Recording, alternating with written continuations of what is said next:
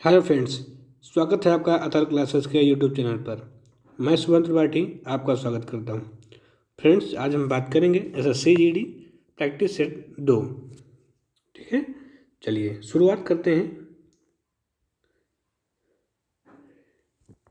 पहला क्वेश्चन है, भारत के संविधान में उद्देशिका का विचार लिया गया है तो कहाँ से लिया गया है? यह लिया गया है यूएसए से। ठीक है, चलिए अगला क्वेश्चन देखते हैं। क्वेश्चन नंबर 2, भारतीय राजनीतिक व्यवस्था में इनमें से कौन सर्वोच्च है? तो आपको बताना है कि सबसे सर्वोच्च कौन है। तो संविधान, संविधान ही सर्वोच्च है। चलिए अगला क्वेश्चन है, भारत में न्यायिक पुनरीक्षण जिसे हम जुडिशरी रिव्यू की संकल्पना निम्नलिखित में से किस देश के संविधान से ली गई है? तो आपका सही आंसर होगा यूएसए से। ठीक है, अगला क्वेश्चन है, भारतीय संघवाद किस देश की पद्धति पर आधारित है?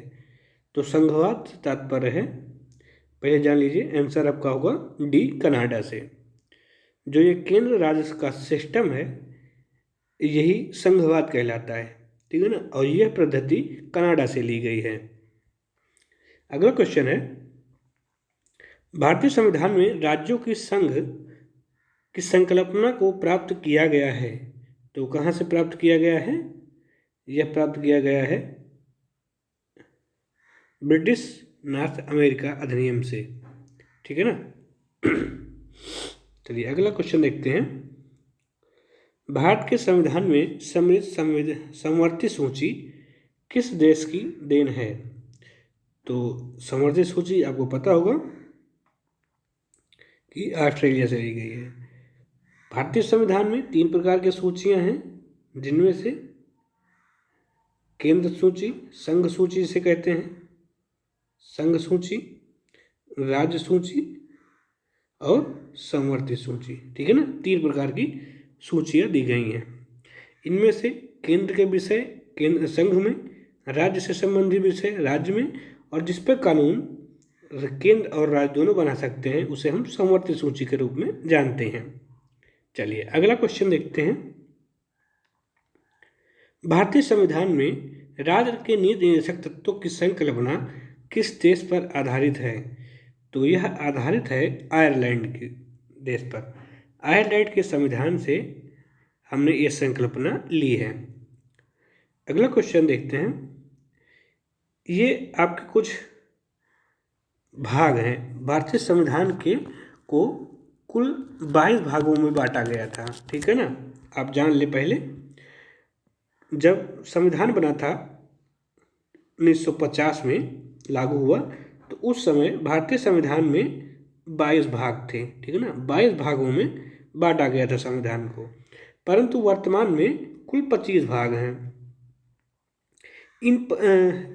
इन भागों से आपके एग्जाम्स में क्वेश्चन आते हैं, पूछा जाता है कि कौन सा भाग किस विषय से संबंधित है।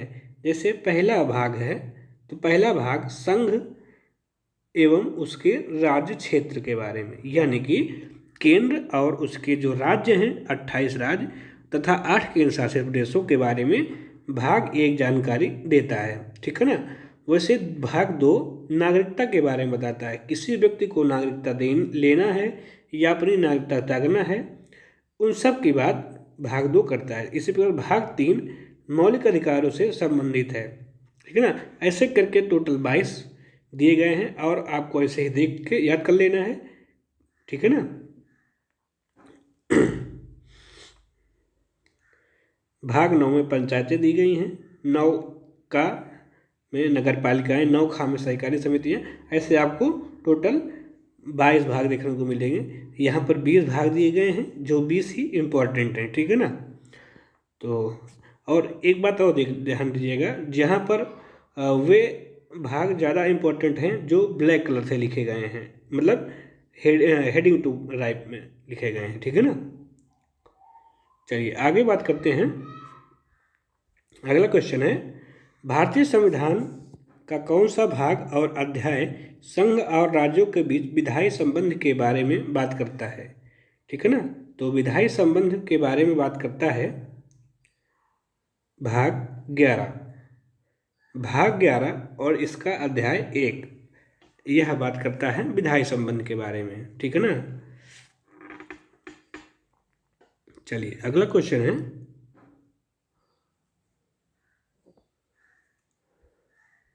Question number 7। आपको इसमें मैच करवाना है कि कौन सा भाग किससे संबंधित है। तो ये आप मिला लेंगे, आपने आगे बता दिया है, उसे आप देख के मिला सकते हैं। तो फिलहाल आपका जो सही आंसर होगा वह होगा बी, इसमें सम्मिलित नहीं है, मतलब सही सम्मिलित नहीं है। ठीक है ना। चलिए अगला क्वेश्चन देखते हैं। संविधान के किस भाग में पंचायती राज व्यवस्था संबंधी प्रावधान दिए गए हैं? अभी हमने आपसे चर्चा की थी इसकी, तो यह दिया गया है भाग 9 में।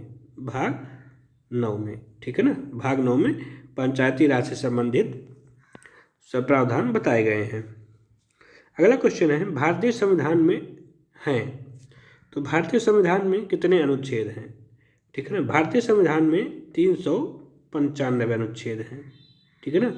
यह जब भारतीय संविधान लागू हुआ था 1950 में, उस समय की बात है, परंतु इसमें से कोई ऑप्शन ऐसा नहीं दिख रहा है, तो हमें इसमें जाना पड़ेगा 400 से अधिक अनुच्छेद, क्योंकि वर्तमान में देखते हैं तो 400 से अधिक अनुच्छेद दिखाई देते हैं।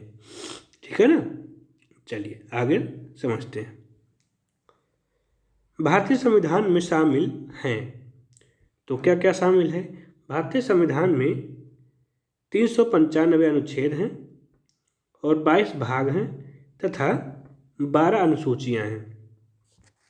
ठीक है ना, ऐसे याद करना है आपको। चलिए आगे बात करते हैं। वित्त विधेयकों के बारे में विशेष उपबंध किस अनुच्छेद के अंतर्गत किया गया है? तो आपका आंसर होगा अनुच्छेद 117। भारतीय संविधान में अनुसूचियां हैं, तो भारतीय संविधान में 12 अनुसूचियां हैं। अगला जो क्वेश्चन है, निम्नलिखित में से कौन सा विषय समवर्ती सूची में है? तो आपका सही आंसर होगा शिक्षा।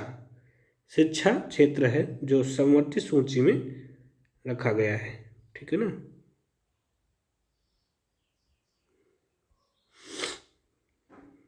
अगला क्वेश्चन है, शिक्षा जो प्रारंभ में राज्य सूची का विषय था उसे समवर्ती सूची में ला दिया गया, वह किस संविधान संशोधन द्वारा लाया गया है?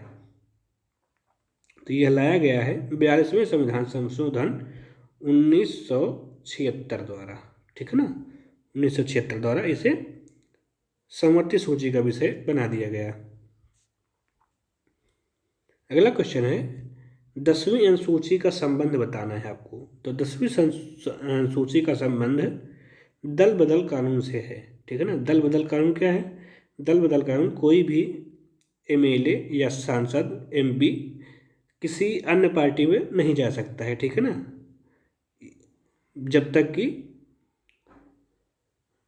उस पार्टी का प्रमुख ना कहे। ठीक है ना, मतलब अपने मन से नहीं जाना है, या किसी भी समय आप छोड़ दे पार्टी को, तो ऐसा नहीं कर सकते हैं। चलिए आगे बात करते हैं। क्वेश्चन नंबर 1, भारत का सुदूरस्थ दक्षिणी बिंदु साउथर्न मोस्ट पॉइंट कौन सा है? तो आपका सही आंसर होगा इंदिरा पॉइंट। ठीक है ना, इंदिरा पॉइंट कहाँ है? अंडमान निकोबार द्वीप पर। भारत के राज्यों का निम्नलिखित में से कौन सा एक युग्म सबसे पूर्वी और सबसे पश्चिमी राज्य को इंगित करता है? तो आपका सबसे पूर्वी और सबसे पश्चिमी राज्य जो है वह है गुजरात और अरुणाचल प्रदेश। गुजरात जो है ये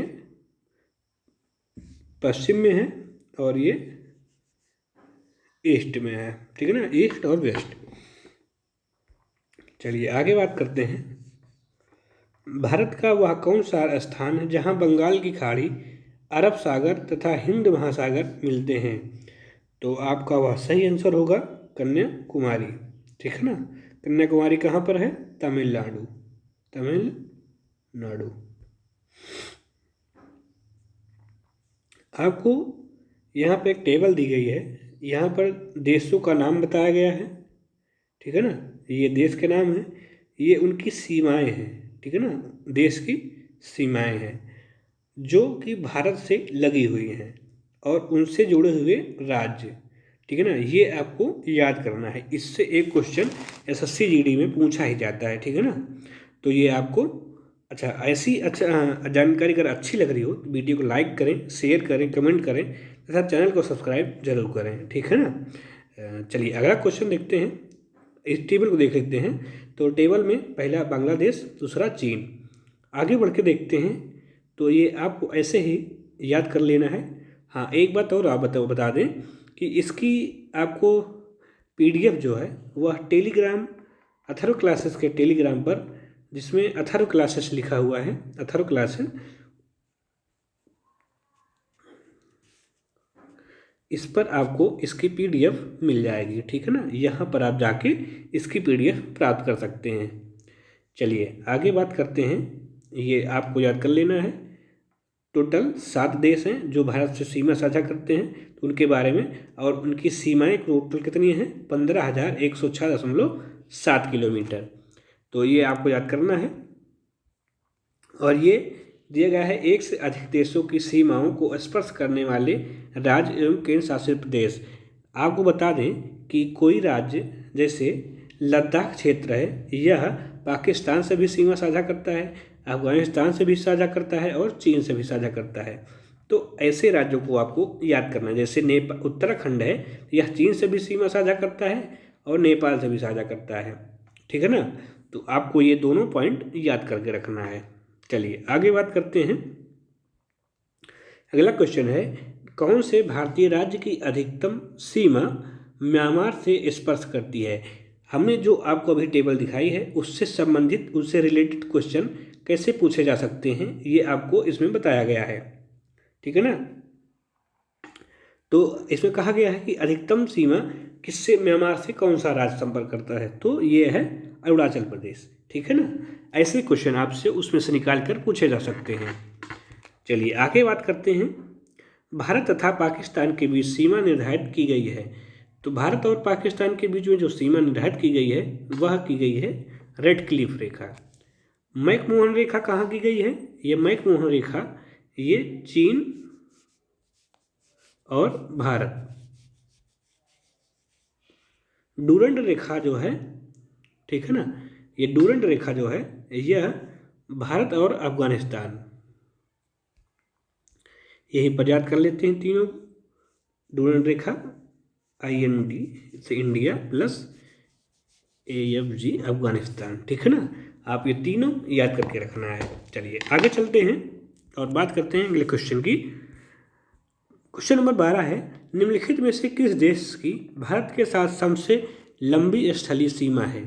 तो सबसे लंबी स्थलीय सीमा अभी हमने देखा बांग्लादेश के साथ 4096 किलोमीटर। ठीक है ना। तो आपका आंसर होगा डी। भारतीय उपमहाद्वीप मूलतः एक विशाल भूखंड का भाग था, जिसे क्या कहते हैं? तो जिसे हम कहते हैं गोंडवाना लैंड। ठीक है ना। आपको पता होगा कि पृथ्वी को यदि हम 2 बराबर भागों में बांटें, ये पृथ्वी हमारी है, इसको यदि हम 2 बराबर भागों में बांटें तो ऊपर वाले भाग को हम कहते हैं अंकारा लैंड, अंकारा लैंड। ठीक है ना। और इसको कहते हैं गोंडवाना लैंड। और हमारा भारत इसी गोंडवाना लैंड का भाग है। ठीक है ना। ये आप समझ गए होंगे, ये पृथ्वी, इसको 2 भागों में बांटा गया। जब बट गई है तो इसे ऊपरी भाग को अंकारा लैंड, दूसरे और नीचे वाले भाग को गोंडवाना लैंड कहा गया। चलिए आगे बात करते हैं। क्वेश्चन नंबर 3, भारत कितने प्राकृतिक प्रदेशों में विभाजित है?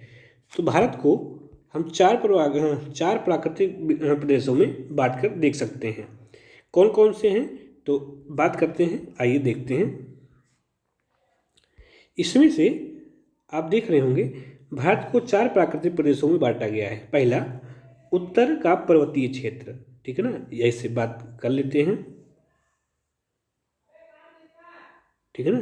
तो ये है उत्तर का पर्वतीय क्षेत्र पहला, और दूसरा ये विशाल क्षेत्र बीच वाला, ठीक है ना, मैदानी क्षेत्र ये वाला, ठीक है ना। और तीसरा प्रायद्वीपीय पठार, तो ये प्रायद्वीपीय पठार, इसे हम प्रायद्वीप कहते हैं, ठीक है ना, जो 2 तरफ से जल से घिरा हो, जल से, उससे हम क्या कहेंगे, प्रायद्वीप कहते हैं, ठीक है ना। तो ये प्रायद्वीप। और चौथा है तट एवं द्वीप, तो ये एक तट हो गया और दूसरा ये तट हो गया, ठीक है ना। और द्वीप कहा गया है तो यहाँ पर हमारा अंडमान निकोबार पाया जाएगा और यहाँ पर लक्षद्वीप, तो ये हमारे 4 भाग हो गए। इन रूपों में हम इसे बांट कर देख सकते हैं। चलिए, आई होप आपको समझ में आ गया होगा। समझ में आ गया तो वीडियो को लाइक करें, शेयर करें, कमेंट करें तथा चैनल को सब्सक्राइब जरूर करें। चलिए आगे बात करते हैं, निम्नलिखित में से कौन सा मरुस्थल है। तो ये क्षेत्र पूछ रहा है कि आपसे कि कौन सा क्षेत्र मरुस्थल है। तो आपका सिंधु क्षेत्र कौन सा है, जहाँ पर सिंधु नदियाँ और उनकी सहायक नदियाँ बहती हैं, सिंधु, सतलज, ब्यास, रावी, चिनाब, इनका जो क्षेत्र है यह मरुस्थलीय क्षेत्र है, ठीक है ना। चलिए आगे बात करते हैं, निम्नलिखित में से कौन सी चट्टान प्रणाली भारत में नवीनतम है। तो कुडप्पा जो चला है ये अभी नवीनतम प्रणाली है, ठीक है ना, सॉरी कुडप्पा नहीं, गोंडवाना लैंड, गोंडवाना जो है ये है एकदम नवीनतम प्रणाली है। चलिए आगे बात करते हैं, इतिहास से कुछ क्वेश्चन हैं। तो इतिहास से क्वेश्चन है, पहला क्वेश्चन है, कौन एक मुगल सम्राट द्वारा नियुक्त बंगाल का अंतिम गवर्नर था। तो अंतिम गवर्नर कौन था, मुर्शिद कुली खान, ठीक है ना। चलिए अगला क्वेश्चन है, मुगल बादशाह द्वारा नियुक्त बंगाल का अंतिम सूबेदार कौन था। तो आपका जो सही आंसर होगा वो होगा मुर्शिद कुली खान। अगला क्वेश्चन है, निम्नलिखित में से कौन सा युद्ध था जिसमें भारत में ब्रिटिश प्रभुत्व को प्रारंभ किया था। तो आपका सही आंसर होगा प्लासी का युद्ध। कब हुआ था ये, 1757। इंग्लैंड की ईस्ट इंडिया कंपनी की भारत में प्रथम निर्णायक सैन्य सफलता कब मानी जाती है। तो यह होगा प्लासी का युद्ध। अगला क्वेश्चन है, प्लासी का युद्ध कब लड़ा गया था। तो ये 1757 में, ठीक है। चलिए अगला क्वेश्चन है, भारतवर्ष में ब्रिटिश साम्राज्य का संस्थापक किसे माना जाता है। तो आपका सही आंसर होगा लॉर्ड रॉबर्ट क्लाइव। अगला क्वेश्चन है, निम्नलिखित में से किसे स्वर्ग से उत्पन्न सेना नायक कहा जाता है। तो आपका सही आंसर होगा रॉबर्ट क्लाइव। अगला क्वेश्चन है, सबसे अधिक निर्णायक युद्ध जिसने अंग्रेजों के भारत में प्रभुत्व को संस्थापित किया था वह कौन सा था। तो वह था बक्सर का युद्ध, जो 1764 में लड़ा गया था। अगला क्वेश्चन है, बक्सर के युद्ध के समय दिल्ली का शासक कौन था। तो दिल्ली का शासक था शाह आलम द्वितीय, ठीक है ना।